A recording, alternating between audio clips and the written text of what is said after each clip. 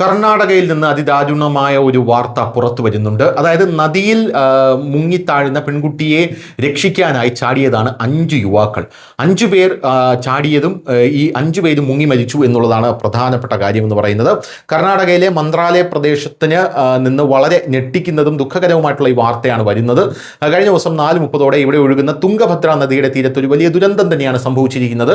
നദിയിലെ ശക്തമായ ഒഴുക്കിൽപ്പെട്ട് ഒഴുകിപ്പോയ പ്രായപൂർത്തിയാകാത്ത പെൺകുട്ടിയെ രക്ഷിക്കാൻ ശ്രമിക്കുന്നതിനിടെ 5 പേരുടെ ജീവനാണ് നഷ്ടപ്പെട്ടത്. ഈ ആളുകൾ തങ്ങളുടെ ജീവൻ പണയപ്പെടുത്തി പെൺകുട്ടിയെ സുരക്ഷിതമായി കൊണ്ടുവന്നു. പക്ഷേ ഈ ധീരരായ യുവാക്കൾ നദിയുടെ ആഴമേറിയ വെള്ളത്തിൻ്റെയും ശക്തമായ ഒഴുക്കിൻ്റെയും ഇരകളായി എന്നുള്ളതാണ് പ്രധാനപ്പെട്ട കാര്യം എന്ന് പറയുന്നത്. പക്ഷേ ആ പെൺകുട്ടി സേഫാണ് എന്നുള്ളതാണ്.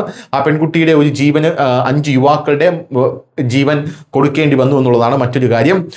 ശനിയാഴ്ച വൈകുന്നേരം തുംഗഭദ്ര നദിയുടെ തീരത്ത് ധാരാളം ആളുകളുടെ തിരക്ക് അനുഭവപ്പെട്ടതായി ലഭിച്ച വിവരമുണ്ട്. ഇതിനിടയിൽ ഒരു പ്രായപൂർത്തിയാകാത്ത പെൺകുട്ടി നദിയുടെ തീരത്ത് കാലുകൾ കഴുകുകയായിരുന്നു. പെട്ടെന്ന് അവർ തെന്നി നദിയിലേക്ക് വീഴുകയായിരുന്നു. ബാലൻസ് നഷ്ടപ്പെട്ടു.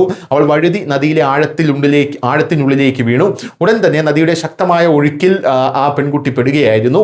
പെൺകുട്ടി മുങ്ങി മരിക്കുന്നത് കണ്ട കരയിലുണ്ടായിരുന്ന ആളുകൾക്കിടയിൽ വലിയ ബഹളവും നിലവിളിയും ഉണ്ടായി.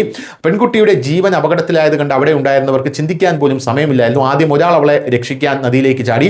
പിന്നെ രണ്ടാമത്തേതും മൂന്നാമത്തേതും മറ്റും ചേർന്ന് നദിയുടെ കുതിച്ചു വരുന്ന ഒഴുക്കിലേക്ക് ചാടി അവളെ സഹായിക്കുകയും പെൺകുട്ടിയെ വലിച്ചെടുക്കുകയും ചെയ്തു. ഈ ആളുകളുടെ വലിയ പരിശ്രമത്തിന് ശേഷം പെൺകുട്ടിയെ പരിക്കേൽപ്പിക്കാതെ നദിയിൽ നിന്ന് പുറത്തെടുത്തു. പക്ഷേ നദിയിലെ ശക്തമായ ഒഴുക്ക് ഈ 5 യുവാക്കളെ, ഈ പെൺകുട്ടിയെ രക്ഷിക്കാൻ ചാടിയ 5 യുവാക്കളെയാണ് കൊണ്ടുപോയത് എന്നുള്ളതാണ് മറ്റൊരു പ്രധാനപ്പെട്ട കാര്യം.